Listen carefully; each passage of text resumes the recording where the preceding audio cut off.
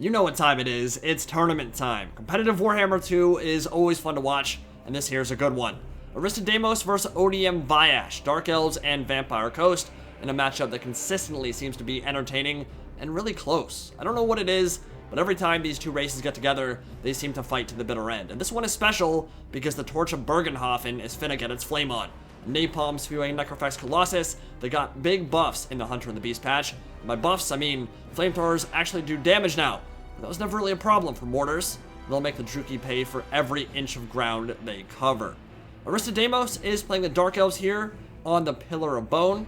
Supreme Sorceress of the Lore of Fire, Fireball and Burning Head for incinerating its way through hordes of zombos, and Opal Amulet for damage resistance.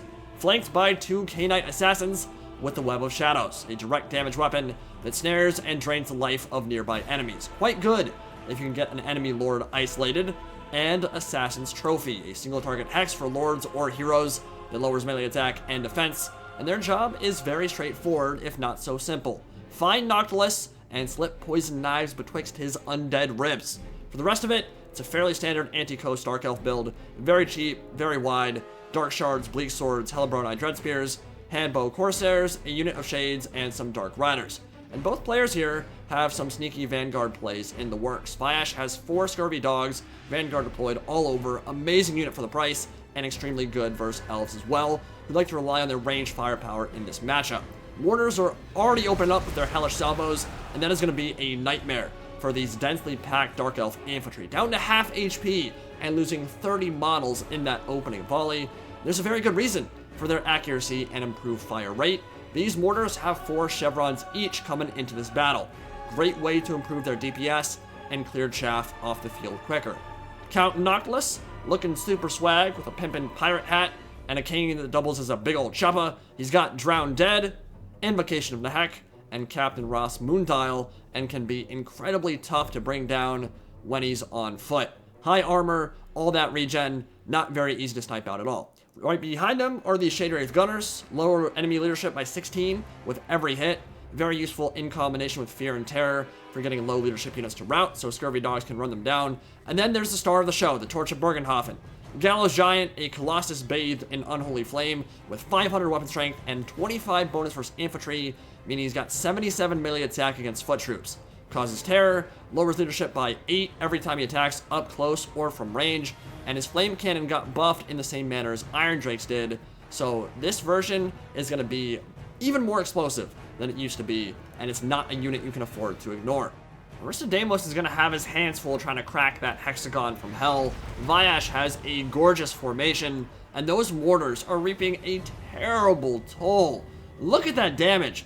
Dark Shards way past half HP, Bleak Swords already obliterated in those opening volleys, and now the Shade Wraith Gunners are going to start firing in as well. And this is just a lot of DPS. This is typically how the Coast likes to start a game, quickly take out the high value stuff, and because Aristodemos is smart and realizing I don't want to bring a lot of high value units, a lot of expensive ones, he went very wide, and so no, he's not losing a ton of money when those Bleak Swords or Dark Shards get blown up. It's still a lot of important units that he wants to have. He needs those Dark Shards alive to take down the Gallows Giant easier. And he's going to get his opponent moving with a Burning Head. Viash very smartly will notice it, move the zombie line out of the way, and the Assassins are YOLOing right up the center and look to be going straight for Noctilus, and they're going to go right through that zombie line like they didn't even exist.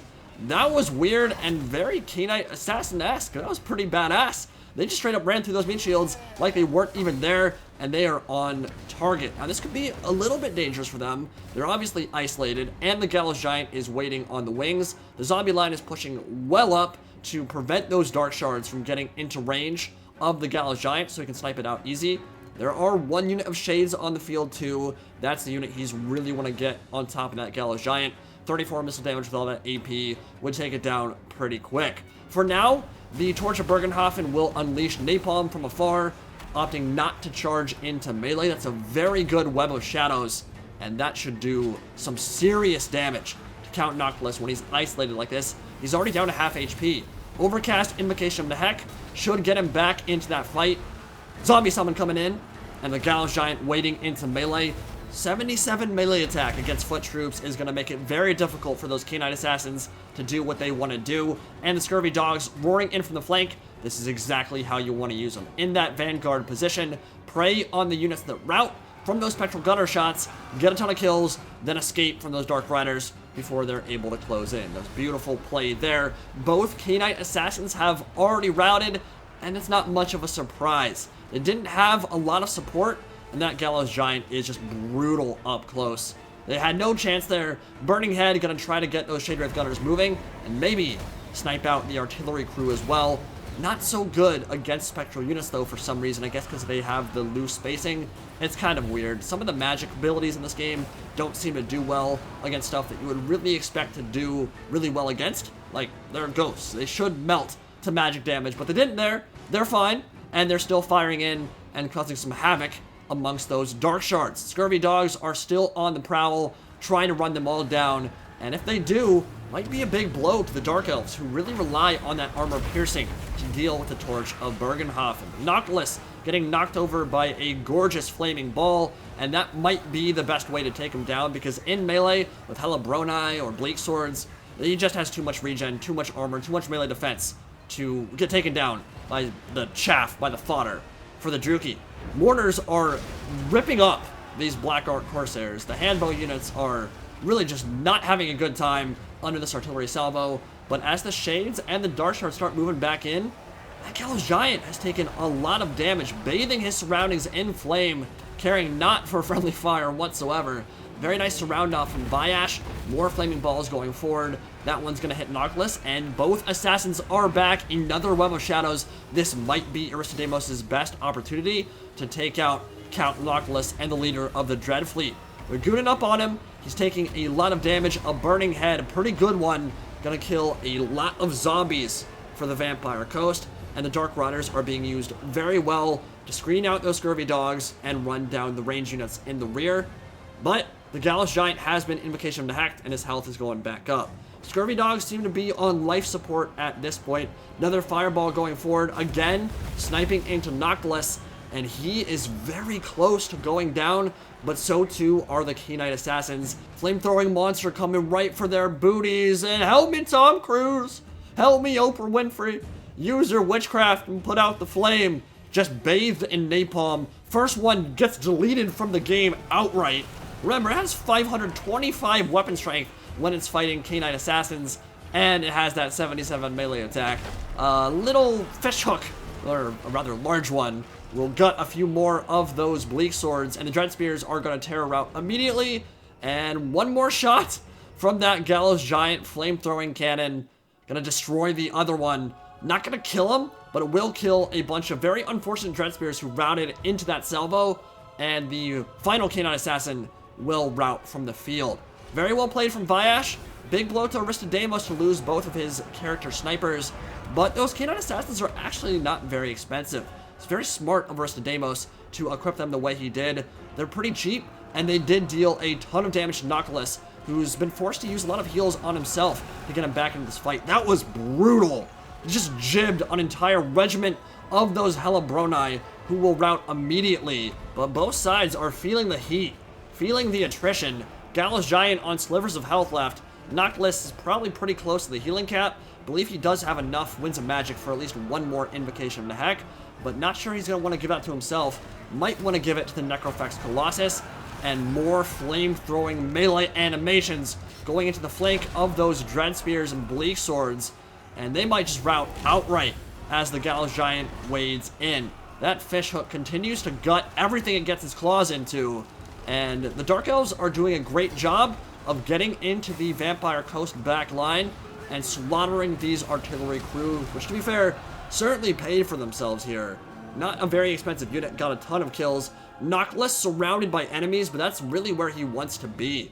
Just lopping off heads and limbs left, right, and center, and he'll get some nice regen while he's in melee combat. And they can't hurt him. Again, his armor's too high, regen's too high, melee defense is too high. He'll be able to survive as long as that Supreme Sorceress isn't able to continue fireballing him. Another nasty stab from his halberd, and the Hellebronai have come back. Dead even right now. The Dark Rider is going to be very intelligent and move away from the flame-spewing monster, but I'm a little nervous for the edgelords. No more Dark Shards. Shades have long since passed into the underworld, which means the Dark Elves have to rely on their Supreme Sorceress and melee units to take down the Necrofex Colossus, who is now free to do stuff like this. Purify the knife ears in unholy flame and leaving nothing but ash in its wake. The torch is certainly living up to its name, and that volley went from 77 to almost 120 kills. Landship is a terror, and Aristodemos gonna have to pull out all the stops if he wants to stop its rampage. Here we go. Dark Riders surrounding it. It's got about 2,000 HP left, more like 1,700. The Dread Spears are coming in from the other side, but any unit that makes contact is just immediately terror routing, and it's gonna be very tough because none of these units are immune to psychology. And it's such a beast in melee. Can anyone stop it? Can anyone bring down the Gundam and stop its rampage? I think the Dark Elves' best chance here is dependent on the Winds of Magic for that Supreme Sorceress. More napalm spewing forth. Gonna delete those Hellebronai from the game. They're gonna rout. I think it has to come down to fireballs. If she has the mana, if she has the Winds of Magic to cast a few more his way, might be pretty good. Well, it will be good, but I still don't know if it'll be enough. Fireball is going in, but he's trying to snipe out Noctilus, and that is the other point that I guess I've neglected to mention. If he's able to kill Noctilus, I'm not sure if the leadership of that Necrofex Colossus will be able to hold up. But now the Supreme Sorceress is running for the hills. She's got Noctilus hot on her heels. The Gallows Giant is coming for that booty as well, and she needs something to create some space and allow her to turn around and kill it. Oh my god, no way. Another Invocation from the Heck on that Gallows Giant. But the bounce bar for the Dark Elves is actually heavily in their favor, and I think it's because Noctilus is so close to death. He is probably going to die this game. I don't know how he'll survive. I mean, a Supreme Sorceress could probably beat him up in a 1v1 fight at this point. The reason she's running is because that Gallows Giant is still hot on her heels. Aristodemos does have the Dark Riders, he does have more infantry, and the rest of the zombies are about to crumble out of existence. The Scurvy Dog play from Vayash was a great example of how important it is to bring those units against all kinds of elves. Doesn't matter which elven faction, their ability to shut down range play has been a huge factor in this battle and made it so much more difficult for the Druki to deal with the Torch of Bögenhafen. If there was one half-strength unit of Dark Shards left, that Gallows Giant would have, it would probably be dead at this point. It would probably already be dead. Instead, it's destroying. It is absolutely destroying all this fodder from range in melee anytime any of them get near their routing. And this is leaving the Supreme Sorceress on an island where she's supported by severely depleted chaff. And at this point, I think it might take a miracle or one super good overcast fireball to take it down. Because Noctilus is still alive. And each time that thing gets into melee, entire units are just exploding. This is an incredibly impressive display from the Gallows Giant. There have been very few battles I've seen where a single unit has been able to completely take over a battle by itself. The Gallows Giant has done that this game. But it might all be for naught if Noctilus dies. He's crumbling, surrounded by Dread Spears. Supreme Sorceress is not the greatest melee combatant by any stretch of the imagination, but with the slivers of HP that the Dread Fleet Captain is on, he will probably die to an attack. Yeah, a rear attack will take him down, and one stab means Noctilus is out of the fight, but the Supreme Sorceress is a couple hits from death, and she is a Footlord. Gallows Giant is so low. If there is any AP or range play to take it down, it would be this most simple thing in the world to kill that Necrofex Colossus. But as the Dark Elves charge forward, yeah, they're gonna terror rout. That's gonna be your game. The Vampire Coast and Count Noctilus are going to take it on the back of that Gallows Giant, which put the team on his back though. Just super impressive. Couple Dark Shards, not Dark Shards, Dread Spears and Bleak Swords getting pegged at the end. And wow, that was so much fun to watch. And this was a unit that was previously kind of mediocre for a very long time. The flamethrower on that thing would not deal explosive damage well at all. It just didn't function properly. Its range play was very, very weak. It's feeling a hell of a lot stronger on the Hunter and the Beast patch. and it got well over 200 kills, all because of that. And now, sure, we're not talking about Hargoneth Executioners or Witch Elves or Sisters of Slaughter, but this is the kind of build that Dark Elves like to bring against the Vampire Coast. This is what you're going to see. So yeah, the kill counts are probably inflated a little bit for that Necrofex Colossus, but at the end of the day, people like to swarm you with chaff when you're playing Vampire Coast, and the Gallows Giant, at this point, looking like one of the most efficient units in the game for clearing that out. Because no matter whether you're at range or up close and personal, everything is going to rout when they get touched.